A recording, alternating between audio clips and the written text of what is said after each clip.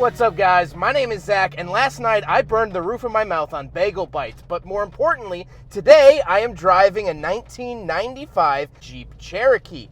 Up front is a 4.0 liter inline six, and down below is a 4-speed automatic transmission. Now, I am super excited to be driving this here Cherokee for many reasons, but this is a Japanese domestic market Jeep, meaning it was originally sold in Japan. It lived its life there until about 2007, where it was re-imported back into the United States. So this car has a very interesting story to tell, and I'm excited to share it with you guys today. But before we get on to anything else, I have a website, zackpradel.com, where you can buy stickers and other merch when it becomes available. You could also submit your own vehicle to be reviewed by me through a quick and easy submission form. You'd get a video just like this one, and you could read my behind-the-scenes blog to see what I'm filming before it comes out on the channel. So, I wanted to quickly hop out and explain what those three little letters mean, JDM. Well, they stand for Japanese Domestic Market. So, this Jeep, although it was built in the United States, was actually built for the sole purpose of going to Japan.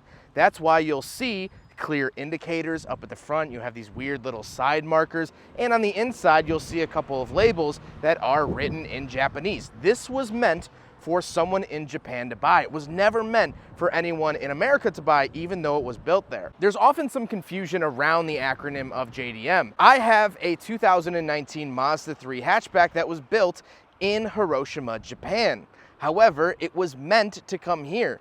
Everything is written in English, it's left-hand drive, and so even though that car was built in Japan, it is not JDM. And even though this car wasn't built in Japan, it is JDM because it was meant to go to Japan and have a Japanese owner. There are things written in Japanese in the vehicle, and so that is why this is a very, very special Cherokee to film today. So with that being said, let's get back to the engine. It's a 4-liter straight six, and this engine was actually originally designed by AMC. If you guys remember my male Jeep video I did from the 1970s, that actually had the 3.8 liter, which was then made a little bit bigger and put into these Jeeps up through the 1990s and into the very early 2000s. It is an incredibly, incredibly reliable engine. And although it only makes a modest 190 horsepower out of its 6 cylinders, it's just one of those engines where everything seemed to work out properly for the manufacturer, and they used it for years and years and years because of that reliability. However, it's a very interesting part of this Japanese domestic market Jeep because over in Japan, they are taxed on displacement. And so 4 liters of displacement, you're paying almost $1,000 a year just to have a vehicle with that big of an engine, let alone other taxes that come with it. So that's part of the reason why this vehicle is so dang interesting. Like I said, paired to it is an automatic transmission. It's shifting, it's doing fine, it's doing the job. I don't really have any complaints about it. Last but not least, of course, the Cherokee is 4-wheel drive. We'll talk about how to select that a little bit later on. With that out of the way, let's talk about the interior. Well, in front of me, I have a bunch of gauges. On the left is my coolant temperature and fuel. In the center, I get my tachometer and speedometer, and on the right, I get my oil pressure and battery voltage, all very nice features here in the Cherokee. Down below the gauge cluster, off to the left, I do have transmission settings. So I can put the transmission into power or comfort, which is a very interesting mode. And then of course, windshield washers work the normal way. However, it's actually for the rear wiper and not the front. Off to the right, I have my fog lights on and off and defrost on and off for the rear as well, which is really cool. Now, the steering wheel is not the factory steering wheel. However, it does have the factory Jeep centerpiece. My good friend Matt actually did that. I think it looks great. Now, one very interesting thing about the steering wheel area is actually the turn signal stalk, because it's on the left side. Normally, in every single Japanese domestic market vehicle I've ever driven, the turn signals are on the outside hand. But this is actually off to the left. I assume, I don't have hard evidence of it, but I assume this is because Chrysler didn't want to re-engineer a whole new steering column, so they took the American one and just put it over here. Off to the right of all of that, I do have my headlight switch, and then on the door, I have my power window option. So this was a fairly loaded Cherokee to be sent over to Japan. Power windows, very, very nice. And they have these little labels on them for left front, right rear, And then of course, lock and unlock and other things like that. Really, really cool to see here in the Cherokee. Moving back into the center, we do have the radio. Now this is a Japanese domestic radio, so it only gets Japanese radio frequencies, which a few of our lower frequencies in the 80s do cross over with this radio, but this radio goes a lot lower and doesn't go as high as American ones. Very, very interesting. Then I do have very basic climate controls, temperature, where to send it, and fan speed off to the right. Very simple, and I do get a single climate control vent down below that, and the cigarette lighter off to the right. Moving on to the center console, I have the cubby up front. My shifter down below that, very chunky, very 90s from Chrysler to be expected. And off to the left, I do have my four-wheel drive settings. I have a little coin holder and the parking brake. And then I have two cup holders. So we will do a big friggin' bottle test here in the Japanese domestic market Cherokee. And unfortunately, the bottle won't even fit into the upper lip of the cup holder. So it is a full tried and true fail here for the 95 Cherokee.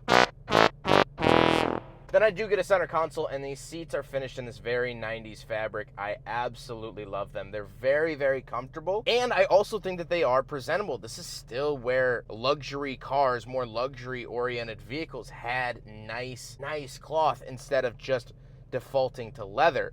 So I really, really like the appeal. However, speaking of seats, we do have back seats, so let's go do a back seat review. All right, so we're in the back of the 1995 Jeep Cherokee from Japan, and pretty standard Jeep stuff back here. Of course, I do get an ashtray, but the seats are pretty cushy. Headroom good, knee room good. However, you should note that the headliner is removed, so that might give me a little bit extra space.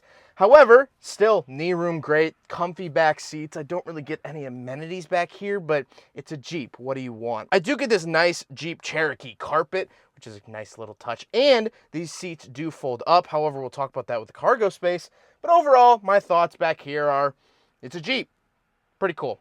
Let's talk about the trunk and cargo space. So before we talk about the trunk, I can actually pull these seats up, and I have some extra storage down here. However, something I want to show off, the owner Matt showed me, is that I do actually get a little toolkit. Now it says Chrysler, of course, because it's Chrysler, but also, not sure what it says, but it's in Japanese. So if you didn't believe me that this is a Japanese domestic market vehicle, here it is. So I do get a little toolkit. If I can unwrap it here. Pretty freaking cool. Drop forged steel. Doesn't have any branding on it otherwise, but I do get some toolkits here, and that is Chrysler specific, but not only Chrysler specific, Chrysler in Japan specific, which is really, really cool. I guarantee you haven't seen one of these in quite a while, if at all. But that out of the way, let's close up this and come around back here. I do have this little button here. And this is the back storage area of the XJ Cherokee. Not really anything Japan specific back here. However, you have tons and tons of space and really great visibility too. Something to be noted about the Cherokee, it's very boxy, but it has very few blind spots, and that is very true back here with the cargo space as well. Nothing to write home about. However, definitely very nice to see. Now we gotta talk about the looks, and I love the look of the XJ. This is the XJ generation of the Cherokee. People have come to know and love it so much. And there aren't too many things that give it away of being a non-American market vehicle. I do get side markers up front, which is kind of strange, but other than that, it looks pretty much like a Jeep. However, when you step inside, obviously you notice that the steering wheel is on the wrong side of the vehicle. Now, a lot of people, even today, use these Jeeps as mail carriers. However, this was not a mail carrier Jeep. This was just something that someone randomly owned in Japan. They wanted a Jeep, they ordered it, and this is what they got. I find that fascinating. But let's get on to my final thoughts. What do I think driving a Japanese domestic market Jeep? This is very, very strange. Like I said, in Japan, you get taxed the larger your engine displacement is, and at 4 liters of displacement, it just kicks you into that next bracket. It's almost $800 to register each year in Japan because of that displacement, but also it's more than 13 years old. And so it gets taxed even more beyond that. In Japan, vehicles over 13 years old get taxed more heavily because they want to put more modern cars on the road. As safety features advance, they want to give you an incentive to buy something new. And so that's why we find a lot of older cars in Japan with super low mileage at auction or whatever it may be. And so that's why in 2007, this was actually shipped back here to the US. Now that violates the 25-year import law here in America, but since this was built in America, it's basically the equivalent of having an American passport and being an American citizen, and it came back. It could have come back at any time. It could have came back in 1997 or even 1996 if it really wanted to. And so those import laws don't actually apply to American-built vehicles, something very interesting. So it jumped that law and actually came back in 2007, where it actually spent its days in California and then somehow randomly ended up in Michigan last year, and now it's in Illinois. Quite the wild ride for this little thing. And that to me is why I wanted to review it. It's just such an interesting story behind this Jeep. Oh, I wonder what this Cherokee could tell me if cars could talk. I want to shake the hand of the first owner who ordered it in Japan. I want to meet the guy that imported it to California, because it's just cool to me that this isn't a Jeep story. This is a global story. And those are my favorite kinds of cars to review. I hope you guys enjoyed the video. Huge thank you to my good friend Matt for letting me take out his Japanese domestic market Jeep Cherokee. This thing is really, really cool. And it was just nice to be back behind the wheel of an XJ. It's been years since I've driven an XJ, and that is all thank you to Matt. But I hope you guys enjoyed the video. Don't forget to rate the video, comment on the video, and subscribe if you really liked it. Take care, guys.